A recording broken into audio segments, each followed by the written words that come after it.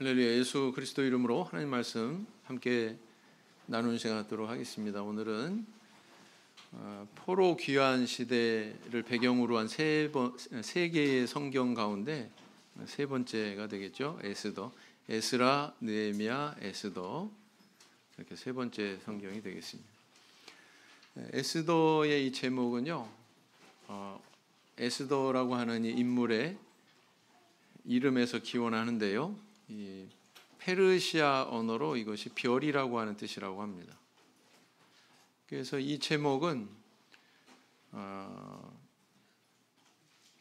헬라어, 다시 말하면 그리스어 구약 성경인 70인역본, 그 다음에 라틴어로 기록이 되어 있는 라틴어 역본이죠, 벌게이트 또는 불가타라고 하는 이 성경 역본, 여기에도 동일한 제목으로 그렇게 기록이 되어 있습니다. 그래서 에스더, 에스테르 이렇게 기록이 되어 있고요. 우리 한글 성경도 역시 동일하게 이렇게 여인의 이름을 제목으로 삼았습니다. 자, 저자는 알려진 바가 없습니다. 아마도 익명의 어떤 유대인으로 추정을 할 뿐이고요. 기록된 시기는 언제냐?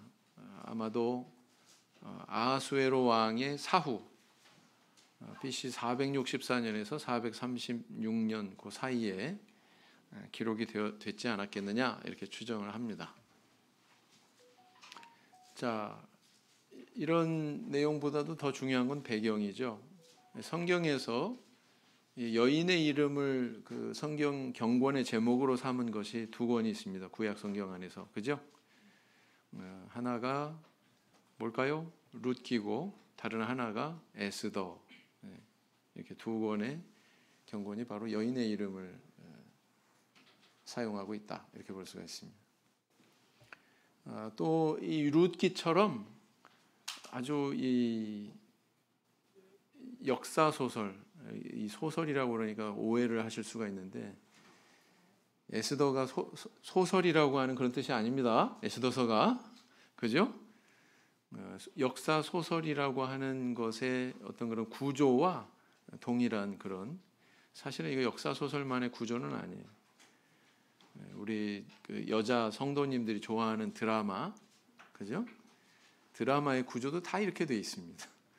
그래서 발단, 전개, 절정, 결말, 뭐 이런 식으로 막 이렇게 절정에 가서 막 갈등하고 막 조마조마 긴장되게 만들었다가 나중에 이제 결론으로 나아가게 되는 그런 구조를 가지고 있다. 자, 그리고 이제 이 이야기의 배경은 언제였습니까? 페르시아 왕국의 시대였죠. 이 나라는 지난번에도 이렇게 지도를 통해서 살펴본 바와 같이 대단히 커다란 그런 제국을 이루었던 그런 나라입니다. 아수르보다도, 바벨론보다도 뭐 비교가 안 될 만큼 거대한 그런 제국을 이루었던 나라가 바로 바사, 성경에는 바사, 그런데 역사책에서는 페르시아 이렇게 기록을 하고 있습니다. 127도를 다스렸다고 그래요. 127도, 도만, 뭐 충청북도, 충청남도, 뭐 이렇게 이런 도만. 근데 그 도 하나가 웬만한 나라 크기예요. 대단하죠. 그래서 지도를 살펴보면 여기 왼쪽에 있는 그 빨간색 원은 뭐라고 써 있냐면 강서편 이렇게 돼 있어요. 강서편은 지난번에도 말씀을 드렸죠. 에스라서에 집중적으로 강서편이 나오고 있고 느헤미야도 몇 번 나오고, 그죠? 바로 이 강서편은 좀 기억을 할 필요가 있죠. 가나안 땅을 배경으로 했던 바사 시대의 명칭이니까, 그래서 강서편이라고 이렇게 표기가 되어 있고 성경에서 기록을 하고 있고요. 그 다음에 이제 오늘 이 에스더서의 배경이 되는 또 하나의 지명인데 수산, 그죠? 그게 바로 이제 가운데 정중앙에 있는 저 빨간색 원안에 수산이고요. 그 바로 오른쪽 밑에 보니까 뭐라고 써 있습니까? 6글자. 페르쉐폴리스. 페르스폴리스인데요. 페르쉐폴리스가 맞습니다. 여기가 바로 이 수도를 가리키고 있습니다. 이런 정도는 그냥 눈으로 익혀놓으면 되실 것 같다. 자, 그래서 이 시대의 이 바사 왕국의 통치자는 아하수에로 왕이었습니다. 바사 왕 처음 이렇게 초대 왕은 누구였어요? 칙령을 내려가지고 유대인들이 다시 또 강서편으로 가게 해주었던 왕. 성경에 뭐라고 기록하고 있습니까? 고레스, 그죠? 키루스. 그래서 이제 이 아하수에로 왕은 그 이후에 이제 대를 이은 그런 왕이었구나라는 것을 우리가 알 수가 있고요.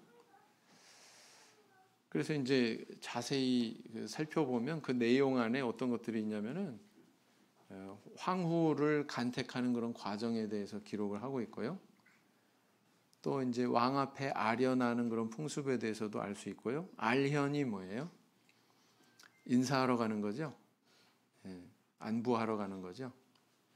그리고 또 이제 조서를 발송하고, 지금 말로 얘기하면 공문 발송하고, 그 공문에 따라서 어떤 법을 시행하고 이런 것들에 대해서도 본문에 기록을 하고 있다라는 겁니다. 그리고 이제 이 안에는 전체적으로 이제 다 이 스토리가 끝난 다음에 부림절이라고 하는 유대인 절기의 기원에 대해서 밝히고 있죠. 부림절. 이것은 모세율법에 있어요, 없어요? 없어요. 유대인들 그 역사 속에서 나타난 그런 절기인데 이 민족 전체가 이렇게 구원받은 사건을 기념해가지고 지키게 된 그런 절기입니다. 자, 이 사진이 아하수에로 왕의 두상이에요. 이렇게 생겼어요. 이거 이제 뭐 옛날 고대의 어떤 자료나 뭐 이런 데서 나오는 두상이고, 혹시 영화 300이라고 보신 적이 있나요? 학생들은 못 봤을 거예요. 왜냐하면 굉장히 잔혹한 장면이 많이 나오기 때문에 18세 이하는 관람 불가입니다. 사람을 막 잔혹하게 이렇게 살해하는 그런 장면들이 나와서 그래서 이제 다 보지는 못했을 텐데, 아마 우리 성도님들 가운데 영화 혹시 보시는 분은 보신 적도 있을 거예요. 본 적 있습니까? 300, 영화 300. 거기에 이 등장하는 이 임금이 바로 아하수에로 왕. 역사책에는 또 다른 이름으로 이렇게 기록이 되어 있는데 크세르크세스 1세 이렇게 기록이 되어 있습니다.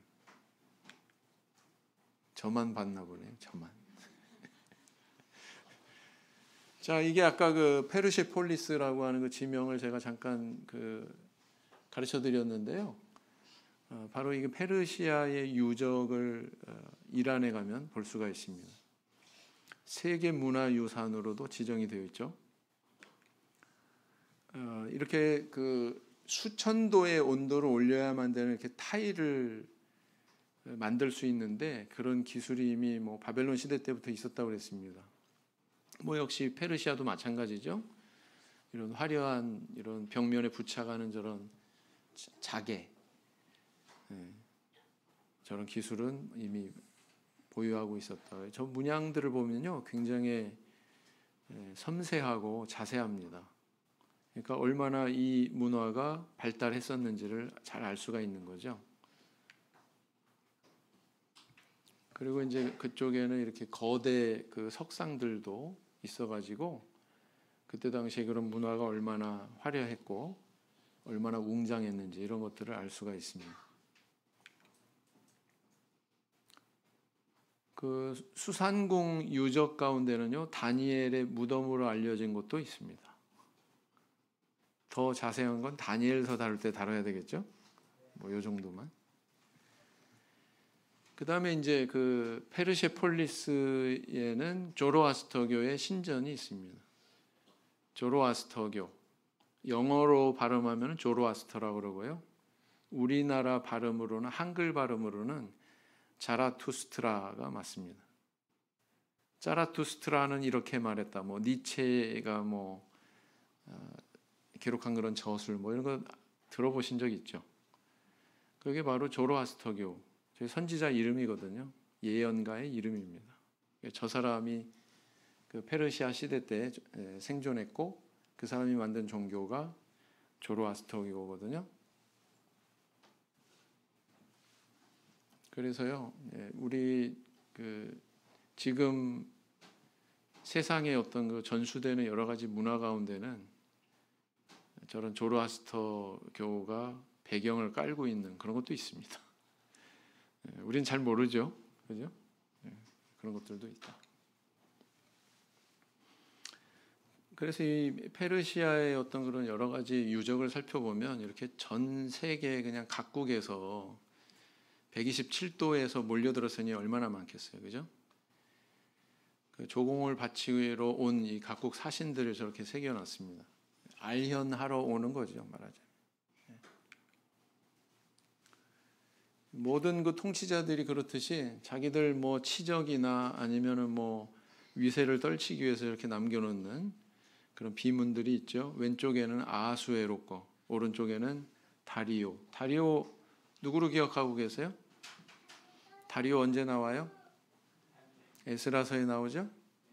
에스라서에서 어떻게 나와요? 다리오 왕이 다시 성전 재건 사업을 재개해라, 그죠?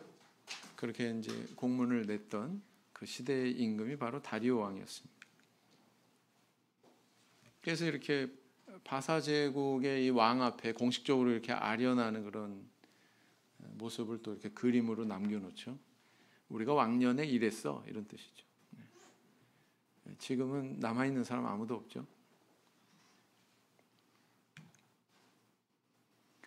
왕을 호위하는 그런 친위 부대. 어깨에 보니까 뭘 메고 있습니까? 활을 메고 있죠. 그리고 복장도 굉장히 화려하고요. 그렇습니다. 페르시아 그러면은 이제 뭐 황금을 빼놓을 수가 없죠. 굉장히 이때의 어떤 그런 경제나 무역이나 이런 것들이 활발했고 대단히 풍요로웠구나, 이 페르시아 나라가. 그걸 반증하는 것이 바로 이런 그 유적입니다. 황금 술잔, 뭐 황금 그릇, 장신구 이런 것들이 있죠. 동영상 한번 보시겠습니다. 페르시아 문명이 얼마나 발달했는지 볼 수 있는 유물, 이게 사진으로 좀 준비가 되어 있는데 한번 보실까요? 뭐야 이거? 이건 뭔가요? 이거 달고나 아니에요? 달고나? 화폐, 금화. 두 번째는 무슨 장신구? 술잔? 술잔. 그리고 이거는 그릇이죠. 금이에 다 금으로 한 건가? 네, 금. 이게 다 금입니다. 화려하네요.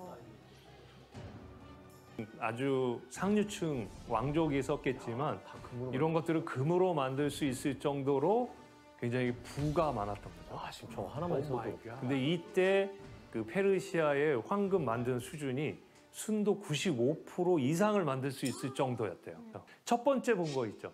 화폐 제도를 만들었다는 것도 굉장히 선진적인 의미를 볼 수 있지만 금화를 써서 이미 통용됐다는 거는 그만큼 어마어마한 규모의 경제력을 갖추고 있었다라는 걸 보여주는 것이죠. 와.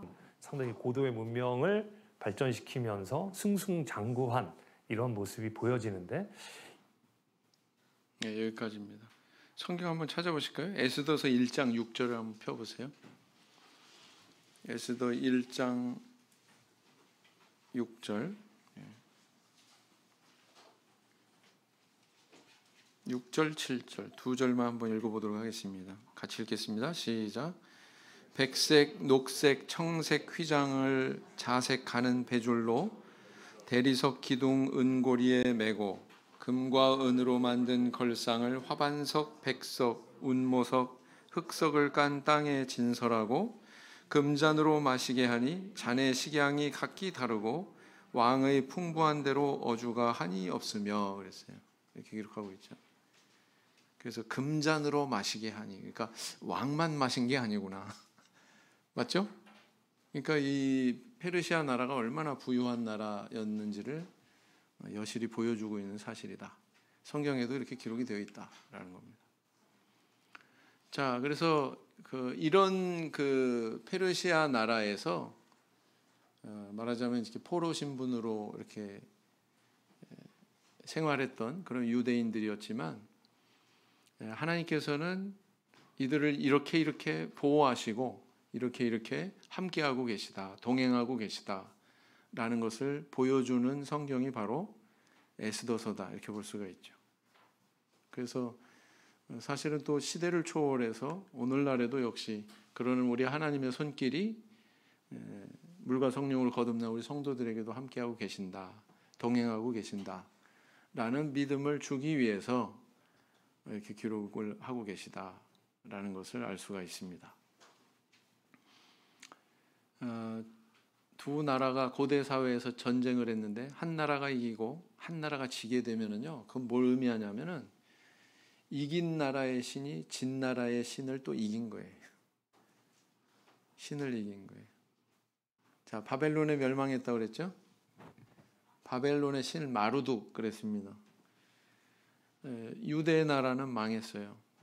여호와, 그건 뭘 의미하냐면은 마루둑이 여호와를 이긴 거다 이렇게 인식되기가 쉬웠다는 뜻입니다. 그렇죠? 그런데 그렇게 그 멸망하고 포로로 끌려갔던 그 나라에서 하나님께서는 살아계심을 증거하죠. 또 선민을 이렇게 구원하시고 보호하시고 하는 그런 손길을 보여주시죠. 그 중에 한 스토리가 에스더서다 이렇게 볼 수가 있습니다. 다니엘서에도 나오잖아요. 그죠? 그런 이야기가. 거기에 중요한 포인트는 다니엘이 아니에요. 다니엘의 세 친구 사드락, 메삭, 아벳느고가 아닙니다. 사실은 하나님입니다. 하나님. 나중에 이제 또 살펴보도록 하고요. 그래서 이제 에스더서의 내용은 아까 말씀드린 대로 4개의 부분으로 나뉜다 그랬습니다. 발단, 전개, 절정, 결말. 그래서 1장부터 2장까지는 어떤 내용이 있냐면은 왕명을 거역해서 폐위되는 여인 와스디, 그리고 그로 인해서 에스더가 왕후로 그렇게 간택이 되는 그런 기사에 대해서 기록을 하고 있죠. 이 부분을 우리가 조금 주의해서 볼 필요가 있어요. 와스디가 왕명을 거역했어요. 내 앞에 좀 나와라. 안 나왔죠? 근데요, 에스더는 나중에 어떤 상황을 맞이하게 되냐면 왕이 나오라고 말도 안 했는데 스스로 나갔어요. 그죠? 그것도 왕명을 어긴 거예요. 와스디도 왕명을 어겼지만 에스더도 왕명을 어긴 거라고요. 어떤 게 더 위험했을까요? 조금 이따 나옵니다. 나오라고 했는데 안 나오는 게 더 위험한 죄인가? 벌받을 위험할 죄인가? 아니면 나오라 소리도 안 했는데 그냥 혼자서 나온 게 더 위험한 죄인가? 처벌이 각오가 돼야 되는 그런 위험한 죄인가? 어떤 게 위험할 것 같아요? 네? 조금 이따 나옵니다. 그래서 에스더가 그 왕 앞에 나간 거는 와스디와 같은 정도의 차이는 있겠지만 와스디와 같은 그런 폐위의 어떤 위험을 끌어안고 나갔다 이렇게 볼 수가 있는 거죠. 맞습니까? 네, 그걸 우리가 주목해 볼 필요가 있어요. 아마 이렇게 아마 간택을 했었나 보죠. 읽어보겠습니다. 시작. 왕이 모든 여자보다 에스더를 더욱 사랑하므로 저가 모든 처녀보다 왕의 앞에 더욱 은총을 얻은지라. 왕이 그 머리에 면류관을 씌우고 와스디를 대신하여 왕후를 삼은 후에. 자, 두 번째 부분에서는 어떤 이야기가 나오고 있습니까? 2장 19절부터 4장까지의 내용인데요. 먼저 이제 대궐 문지기로 있는 모르드게가 왕을 암살하려고 하는 두 사람의 그런 음모를 갖다가 포착을 하게 되고 이것을 에스더를 통해서 이제 전달을 하게 되죠. 그래서 왕이 암살될 그럴 위기에서 벗어나도록 그렇게 역할을 합니다.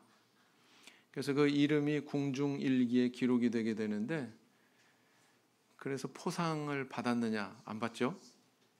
예. 그 포상 안 받은 거에 대해서 억울해 뭐 없습니까? 이렇게 나오지 않았어요. 그죠? 예. 그때 포상 받았으면 일이 이렇게 진행되지 않았겠죠. 나중에 더 좋은 결과를 위해서 하나님께서 예비하신 거죠. 그러니까 억울해할 필요가 없어요. 우리가 살아가면서 뭐 이래 왜 이렇게 불공평해 만약에 하나님께서 동행하고 계신다고 믿는다면 그런 데 대한 불만을 품을 필요가 있어요, 없어요? 내가 지금 뭔가 불공평하게 처우를 받았다면 다음에 하나님께서 꼭 갚아주실 거야. 이게 믿음의 태도 아닐까요? 하나님의 섭리를 믿는 태도이고. 읽어보겠습니다. 시작. 모르드게가 대궐 문에 앉았을 때에 문 지킨 왕의 넷이 빅단과 데레스 두 사람이 아하수에로 왕을 원하여 모살하려 하거늘 모르드게가 알고 왕후 에스더에게 고하니 에스더가 모르드게의 이름으로 왕에게 고한지라 그랬어요. 모르드게의 이름으로 왕에게 고했기 때문에 그의 이름이 그 기록으로 남게 됐죠. 그죠? 다른 이름으로 기록이 됐다면 나중에 그런 결과가 나왔을까? 그러지 않았겠죠. 에스더의 이름으로 기록이 됐다거나 이렇게 되면 모르드게를 치하해가지고 이렇게 높여주는 그런 일은 왕이 안 했겠죠. 그러면은 어떻게 또 결과가 됐을지 모르죠. 결과가 나타났을지. 자, 또 어떤 내용이 이어지고 있습니까? 사실 이 하만이라고 하는 이 인물은 출신이 아말렉 아각 왕의 후손으로 그렇게 기록이 되어 있습니다. 그 사울이 불순종해서 다 멸해라 그랬는데 다 멸하지 않고 살려놓았던 그 왕이죠. 네. 그래서 이 그 하만이 유대인 전체를 멸절할 그런 음모를 꾀합니다. 왜요? 이유가 뭐였어요? 굉장히 동기는 단순했죠. 모르드게가 어떻게 안 해서? 절을 안 해서. 그 사람 데려다가 혼쭐 내고 뭐 벌 고친다고 좀 체벌하고 그게 아니라 민족 전체를 참 잔혹한 사람 아닙니까? 그래서 이제 하만이 왕을 설득해서 유대인을 전부 다 멸하라고 하는 그런 공문을 내게 만들죠. 네. 그래서 이것을 알게 된 모르드게가 에스더에게 그런 위기 상황을 알리게 되고 거기에 대해서 적절한 대처를 하도록 요청을 하게 되죠. 에스더는 어떻게 요구를 합니까? 모든 유대인들이 함께 금식할 것을 부탁하죠. 수산성에 있는 유대인들이. 그러고 나서 이제 죽으면 죽으리다 그러면서 일사각오의 마음으로 왕 앞에 나가는데, 자, 이때 이 대사를 한번 보세요. 죽으면 죽으리다. 왕 앞에 함부로 나가면은 어떨 수 있다는 얘기예요? 죽을 수 있다는 얘기죠. 폐위되고 이 정도가 아니고 뭐예요? 죽을 수 있다는 얘기죠. 왕은 항상 이렇게 암살의 위험에 노출되어 있었기 때문에 그렇게 뭐 누가 앞에 와서 아련하고 이런 것도 철저하게 허락받고 이렇게 진행이 되는 그런 상황이었거든요. 그러다 보니까 와스디와 비교할 때 에스더가 훨씬 위험한 모험을 한 거다, 이렇게 볼 수가 있죠. 그죠? 읽어보겠습니다. 시작. 이때 내가 만일 잠잠하여 말이 없으면 유다인은 다른 데로 말미암아 노임과 구원을 얻으려니와 너와 내 아비집은 멸망하리라. 내가 왕후의 위를 얻은 것이 이때를 위함이 아닌지 누가 아느냐? 모르드게의 마음속에는 하나님의 섭리를 분별하는 눈이 있었어요. 그죠? 그 에스더가 이렇게 왕후가 된 것은 바로 우리의 민족적인 이 위기를 벗어나게 하기 위한 하나님의 섭리였다. 이런 의식이 여기에 있었어요, 없었어요? 이 구절에서 발견이 돼야 안 돼요? 그리고 또 한 가지는 그 역할을 안 하면 하나님은 어떻게 해서든 다른 경로를 통해서 그 뜻을 이루신다. 이런 데 대한 분별도 있었어요, 없었어요? 있었어요. 그죠? 네. 그것을 읽어볼 수가 있습니다. 모르드게의 마음속에는 하나님의 섭리를 읽을 줄 아는 눈이 있었구나. 4장 16절 읽겠습니다. 시작. 수산에 있는 유다인을 다 모으고 나를 위하여 금식하되 밤낮 3일을 먹지도 말고 마시지도 마소서. 나도 나의 시녀로 더불어 이렇게 금식한 후에 규례를 어기고 왕에게 나아가리니 죽으면 죽으리이다. 규례를 어기고, 이게 이제 아주 심각한 모험이죠.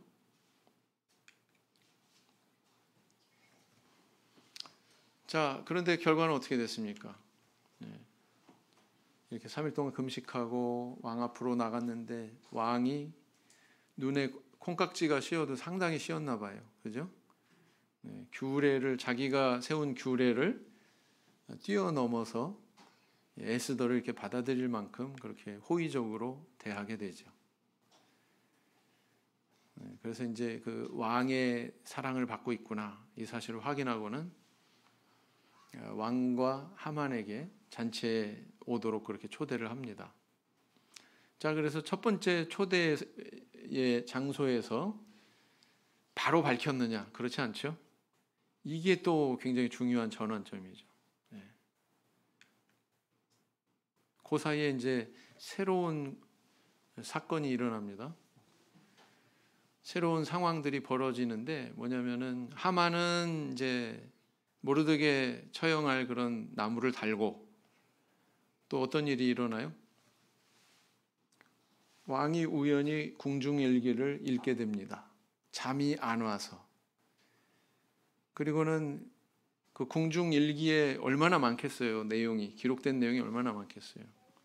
근데 그 내용 가운데서 하필이면 읽게 되는 내용이 뭐예요? 모르드게가 그렇게 그 암살 모의한 사람들을 고발해 가지고 공적을 세운 그 부분이죠. 그 부분을 읽게 되는 거죠. 왜 하필이면 잠이 안 왔을까요? 그죠? 우리 연로하신 성도님들 잠 안 오시면 감사하십시오.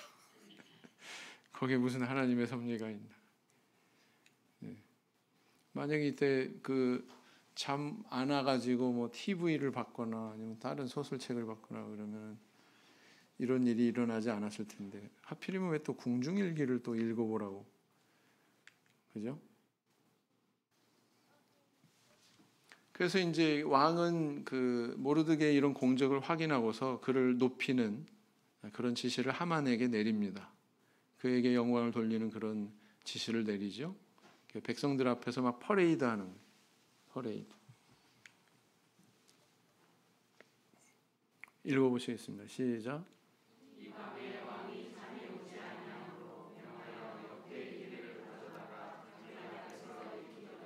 그 속에 기록하기를 문 지킨 왕의 두 넷이 빅다나와 데레스가 아하수에로 왕을 모살하려 하는 것을 모르드게가 고발하였다 하였는지라 그랬어요. 딱 이 부분을 읽었잖아요. 그죠? 6장 3절 시작. 왕이 가로되 이 일을 인하여 무슨 존귀와 관작을 모르드게에게 베풀었느냐? 시신이 대답하되 아무것도 베풀지 아니하였나이다. 자, 이 일이 있은 다음에 두 번째 초대가 이루어집니다. 그죠? 만약에 첫 번째 초대 때 이야기를 했다면 아마 이게 받아들여졌을까? 이런 의심도 하게 되죠. 충분히 이 일로 인해서 왕이 모르드게라고 하는 인물에 대한 신뢰도 깊어졌고, 그런 상황에서 에스더가 이제 왕한테 이야기하는 그런 상황이 이어지게 되는 거죠. 그러니까 이게 우연이냐고요. 제가 볼 땐 우연이 아닌데, 성경도 그렇게 이야기하고 있지 않은 거거든요. 우연으로 이야기하고 있지 않은 거거든요. 아, 하나님께서 참 섬세하게 이렇게 역사하셨구나. 그것을 우리에게 가르쳐주고 있다라는 것입니다. 이런 그 역전도 이런 역전이 없죠. 하만이 모르드게를 처형하기 위해서 매단 그 장대에 자기가 달리게 됩니다. 그리고 모르드게는 정말 하만과 같은 그런 권세를 차지하게 되죠.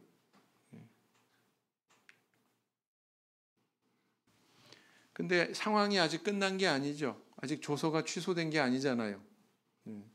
그래서 그 조서를 무마시키는 또 새로운 조서를 내리게 되고, 그것으로 인해서 유다인이 무사하게 되죠. 그래서 또 이제 하만의 그 10아들을 또 처벌하는 그런 내용도 기록이 되어 있습니다. 그 다음에 이제 마지막 부분에 가서 불임절 절기의 시작에 대해서 이렇게 밝히고 있고요. 그렇습니다. 10장 3절 한번 읽어보시죠. 시작. 유다인 모르드게가 아수에로 왕의 다음이 되고 유다인 중에 존대하여 그 허다한 형제에게 괴물 받고 그 백성의 이익을 도모하며 그 모든 종족을 안위하였더라. 괴물 받고 이게 뭐예요? 사랑을 받고 이런 뜻입니다. 총애를 받고 이런 뜻이에요. 사랑을 받았다. 자, 여기는 어디냐면은 이제 이란의 하마단이라고 하는 곳에 모르드게와 에스더의 무덤이 있습니다. 이런 유적이 있어요. 네. 실내에는 이렇게 생겼습니다. 실제 있었다는 얘기죠? 이 인물이 역사 속에, 그죠? 네, 그렇습니다. 이 에스더서의 이 기록을 통해서 우리는 유대인들이 지키는 불임절의 기원을 알게 되는데요. 이 명칭은 뭐냐면 부림, 푸림. 이 푸르가 주사위라고 그래요. 주사위. 예. 이것을 던져서 그 학살 날짜를 결정했다고 그래가지고 부림절 이렇게 붙여지게 됩니다. 이때는 언제였느냐? 성경에도 기록이 되어 있는데 유대력 아달월 14일, 15일. 우리 지금 현재 태양력으로는 2월 말 3월 초에 해당되는 그런 시기고요. 그래서 이렇게 선민이 얼마나 그 드라마틱한 반전입니까? 온 민족이 다 멸절할 수밖에 없었던 그런 상황에서 오히려 멸절시키려고 했던 그들을 멸절하고 이렇게 구원을 받는 그런 놀라운 하나님의 구원의 역사가 있었다라는 것입니다. 그래서요, 이 유대인들은 지금도 불임절을 지킬 때 꼭 읽는 성경이 있는데 에스더서입니다. 왜냐하면 이 불임절 절기가 기원한 그 내용이 여기 기록이 되어 있으니까 불임절이 어떻게 연유했는지 성경의 구절을 보면 이렇게 나와 있습니다. 에스더 3장 7절을 읽어보시겠습니다. 시작. 아수에로 왕 12년 정월 곧 니산월에 무리가 하만 앞에서 날과 달에 대하여 부르 곧 제비를 뽑아 12월 곧 아달월을 얻은지라 그랬어요. 부르 나오죠. 네. 여기서 부림이 나온 거예요. 26절 시작. 무리가 부르의 이름을 쫓아 이 두 날을 부림이라 하고 유다인이 그의 모든 말과 이 일에 보고 당한 것을 인하여 그랬어요. 이틀이란 얘기죠. 시작.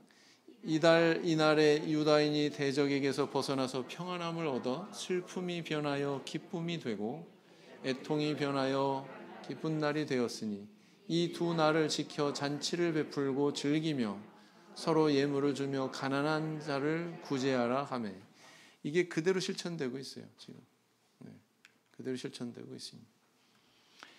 그 유대인 랍비들이 얼마나 기억력이 좋냐면 어떤 그 디아스포라에 갔더니 유대인들 타운이죠. 타운, 차이나 타운, 뭐 코리안 타운 이런 것처럼 그렇게 이해하시면 됩니다.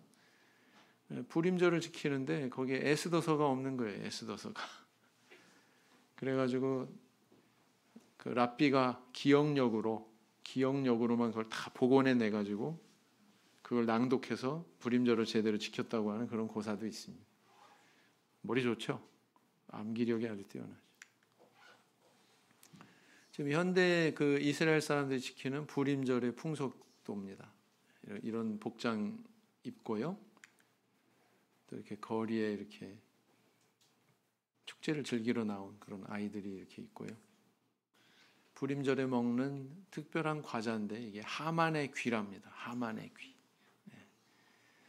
아주 박력 있게 먹겠죠, 그죠? 그래서 에스더서의 맥락을 보면 정말 이렇게 그 하나님의 섭리에 대해서 섬세하게 표현하고 있는 성경이 없을 것 같습니다. 네. 하나님의 섭리와 보호의 손길에 대한 내용이 쭉 나오고 있죠. 어떤 부분에서 확인할 수 있어요? 왜 에스더가 왕후로 피택이 되냐고요. 그렇게 많은 사람 중에. 우연이 아니다. 모르드게가 인식한 것처럼 이건 하나님께서 민족적인 위기를 벗어나게 하기 위한 섭리의 손길이었다. 이렇게 볼 수 있는 거죠. 그 다음 모르드게가 고발로 공을 세운 것, 그리고 공에 대해서 일시 잊혀진 것, 이것도 뭐예요? 하나님의 섭리라고 봐야 되겠죠. 만약에 공 세웠네, 야 이거 상이다, 그때 받았으면은 나중에 이런 결과가 나왔을까요? 안 나왔을까요? 안 나왔겠죠. 요셉 이야기도 마찬가지예요. 술 맡은 관원장, 떡 굽는 관원장, 두 관원장을 만났을 때 술 맡은 관원장은 복직이 되잖아요. 2년 동안이나 요셉이 호소한, 나는 아무 죄 없는데 여기 감옥에 들어와 있어요. 제발 좀 나를 좀 방면할 수 있도록 좀 힘써 주세요. 이거 잊어버렸단 말이에요. 근데 만약에 술 맡은 관원장이 기억력이 좋아서 바로 왕한테 호소해가지고 옥에서 풀려났으면 바로 왕의 꿈 해석할 일이 있어요, 없어요? 없어요. 그럼 애굽의 총리 될 일도 없는 거예요. 잊어버렸어야 돼. 그죠? 근데 그 2년 동안이 얼마나 고통스러웠을까요? 그죠? 그게 하나님의 섭니다. 자, 또 왕이 궁중일기를 읽다가 또 왜 잠이 왜 또 하필이면 안 오냐고요. 그죠? 그래서 이걸 또 왜 읽으려고 했으며 뭐 이런 것들을 볼 때 분명히 이건 하나님의 인도의 손길이었다. 섭리의 손길이었다라는 걸 알 수가 있단 말이죠. 그리고 왕이 이 에스더의 이런 불씨 아련에 대해서 뭐 규례를 깼다, 뭐 이렇게 어떤 책임을 묻거나 이런 태도로 나온 게 아니라 참 많이 사랑했나 봐요. 참 미인이었나 봐요. 그래서 이제 수락하는 그런 모습을 보게 되죠. 이것도 하나님의 섭리의 손길이었다. 그래서 에스더서의 교훈들을 보면은요, 방금 말씀드린 대로 섭리라고 하는 단어죠. 하나님은 이 섭리를 통해서 선민을 보호하시는구나. 어느 정도로 보호하시나, 정말 눈동자 지키는 것처럼 그렇게 보호하시는구나. 우리 산상보훈에 보면은 당신의 백성을 하나님께서 눈동자처럼 지키신다고 그랬잖아요. 정말 이렇게 지키시는구나. 그것을 알 수 있는 성경이 바로 에스더다. 이렇게 볼 수가 있습니다. 자, 그 다음에 하나님의 섭리로 결과적으로는 의인은 살리고 악인은 멸하시고 벌하시는 분이 바로 우리 하나님이다 라는 것을 보여주고 있죠. 세 번째 교훈은 뭡니까? 하나님의 축복의 이면에는 내가 감당할 사명이 있다라는 겁니다. 에스더가 뭐 절세 미인이었기 때문에 왕후가 됐을까요? 미인이 그 시대에 얼마나 많았겠습니까? 그죠? 뭐 끈을 잘 가지고 있어서, 줄을 잘 타서 그런 거 아니죠. 그런 거 아닙니다. 하나님께서 다 이렇게 나중에 도구로 쓰시기 위해서 그 직책과 직분을 주신 거다. 이것은 이제 모르드게가 인식하고 있는 그 내용하고 동일한 거죠. 그래서 오늘날도 마찬가지라고 봐요. 오늘날에도 우리 성도님들이 지금 있는 그 자리, 우리 성도님들이 소유하고 계시는 그 직책, 직분, 이거 그냥 우연히 그냥 주어진 게 아니죠. 하나님께서 반드시 뭔가 역할을 하게 하기 위해서 그 자리를 주신 거예요. 모모의 며느리, 모모의 시모, 왜 그런 자리에 있는지에 대해서 생각을 하셔야 된단 말이죠. 모르드게 입장에서도 한번 생각해 볼 필요가 있어요. 모르드게는 자기가 이렇게 지금 하고 있는, 어떻게 보면 에스더는 가장 높은 그런 신분이잖아요. 모르드게는 어떻게 보면 가장 낮은 신분이고, 궁궐 안에서는. 근데 모르드게도 자기 소임을 다한 거예요. 자기 사명을 다한 거예요. 문지기가 하는 일이 뭡니까? 잘 지켜야 되잖아요.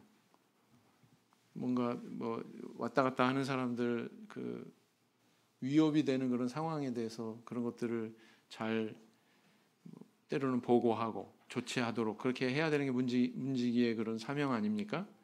거기에 충실했잖아요. 근데 그로 인해서 그의 이름이 궁중일기에 기록이 되게 되고 그로 인해서 또 민족적인 위기를 모면할 수 있는 그런 역할을 본인이 하고 있죠. 그러니까 이 에스더서에는 가장 높은 위치에 있는 신분의 그 사람이 사명을 감당하는 모습도 있지만 또 가장 낮은 위치에 있는 그 인물이 감당하는 사명을 감당하는 그런 모습도 조명할 수 있죠. 그죠? 그렇습니다. 저 없을 때 설교 준비하시는 분들은 이 개론에 제가 쭉 뒤에 정리해 놓은 것만 잘 묵상하셔도 평생 하시지 않을까.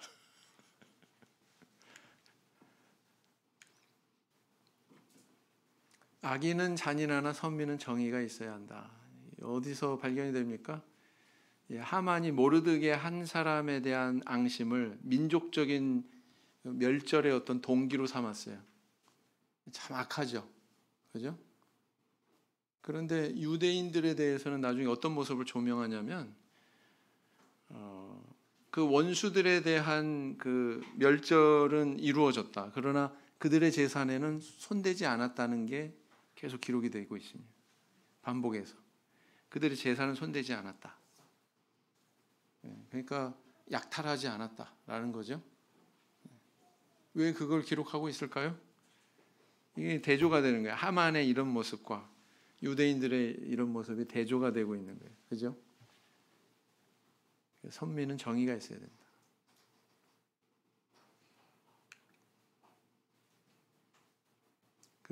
보통 사람은 이렇게 딱 때리면은 나도 이렇게 때리잖아요. 세상 사람들 그죠? 상대방이 나 때리면 나도 때리죠. 내가 때릴 때 상대방이 때린 것보다 더 세게 때릴까요? 아니면 약하게 때릴까요? 세상 사람들 얘기예요. 그게 사람 심리죠. 그러면 안 된다.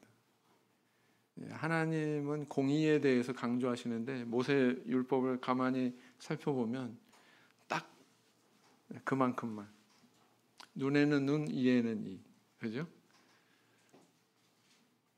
그게 공의인데 참 그게 쉽지가 않죠. 그걸 분별해야 되고 제대로. 하나님의 백성은 공동체 정신이 있어야 된다. 이것을 또 교훈하고 있다 이렇게 볼 수가 있습니다. 무슨 얘기냐? 에스더가 동족들에 대해서 같이 금식해 주세요 이렇게 요청하지 않았습니까? 같이 하나가 되는 그런 모습을 볼 수가 있죠. 그다음 마지막으로 부림절이 우리에게 시사하는 바는 뭐예요?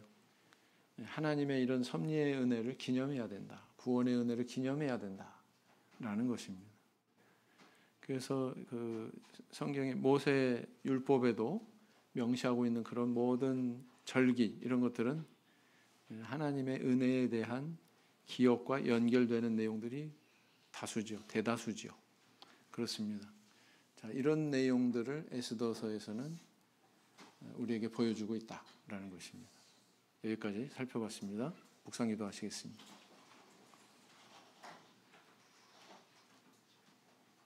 아멘.